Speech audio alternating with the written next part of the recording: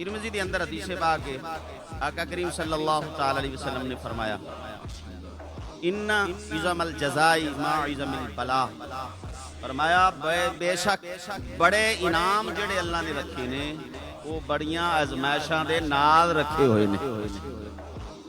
किसी का मरतबा उच्चा करना होवे, मकाम बुलंद करना होवे, फरमाया एवं नहीं, जिन्ना वड्डा मकाम मिलना है आजमाइश भी उतनी, बोलो, आजमाइश भी उतनी बड़ी आएगी, परेशानी भी उतनी बड़ी आएगी। मकाम जितना बड़ा मिलना होवे परेशानी उतनी बड़े होंदी है।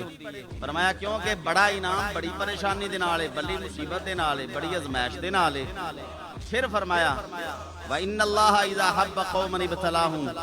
फरमाया जदों अल्लाह किसी बंदे किसी कौम नाल मुहब्बत फरमा लेंदा है, अल्लाह किसी बंदे नाल मुहब्बत करदा है ते फिर उस दे अजमाइशां दे अंदर उस बंदे नूं मुबतला कर दिंदा है, अजमाइशां पास करदा है। फिर अगे मैं जिवें दस्सिया किसी बंदे नूं अजमाइशां उच्चा कर छड्डियां ने, किसी नूं नीवां कर छड्डियां ने।